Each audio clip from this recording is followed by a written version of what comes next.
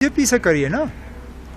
जो लोग 370 के यहाँ से उड़ाने के बाद ये दावा कर रहे थे कि सारी मिलिटेंसी 370 के साथ जुड़ी हुई है और इसको हटाने के बाद जो है जम्मू कश्मीर जो है पूरी तरह से यहाँ पे अमन छाया रहेगा, ये सवाल आप उनसे करिए। हमने बार बार कहा है कि मिलिटेंसी का 370 से कोई लेन देन नहीं था, हटाने से भी मिलिटेंसी पे कोई खास असर नहीं पड़ेगा और ये साबित हुआ है। ये लोग लापरवाही कर रहे हैं, ये लोग अपने काम के तरफ ध्यान ही नहीं दे रहे हैं, बाकी चीज़ों में लगे हुए हैं।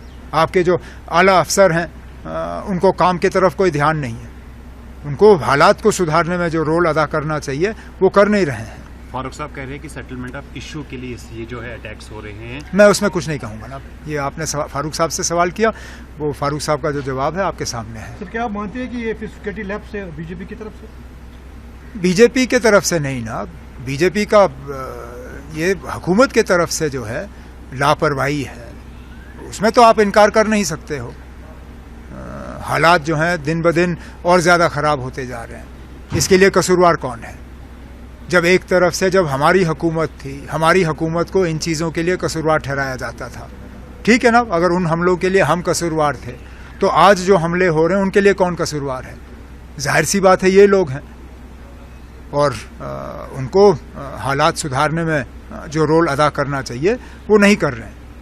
अब हम यही उम्मीद कर सकते हैं कि ये जो सीनियर पोस्टों पे बैठे हुए हैं, चाहे वो राजभवन हो, चाहे वो राजभवन के एडवाइज़र हों, मेहरबानी करके अपने ऐश व आराम को छोड़ें और अपने काम की तरफ जो है ज़्यादा तवज्जो दें। एज ए ग्रोइंग डिमांड की इंडिया को रेस्पॉन्ड करना चाहिए और जो मिलिटेंट बेसिस पीओके में उनको स्ट्राइक करना चाहिए। मेरा उसमें कोई कहना नहीं है ना, जो मैंने इस तरह की कोई डिमांड सुनी नहीं है और इस तरह के फ़ैसले हम जैसे लोग नहीं करते।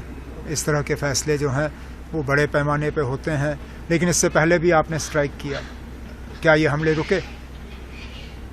आपने बढ़ चढ़ के जो है बालाकोट में स्ट्राइक करने का दावा किया, उसके बावजूद जम्मू कश्मीर में मिलिटेंसी ख़त्म नहीं हुई।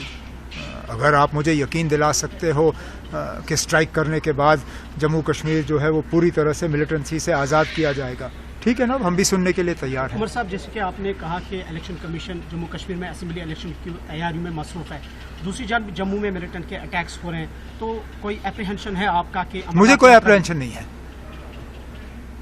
अगर हमारे होम मिनिस्टर और प्राइम मिनिस्टर जो हैं वो इन ताकतों के सामने झुकने के लिए तैयार नहीं हैं तो फिर वक्त पे इलेक्शन होंगे।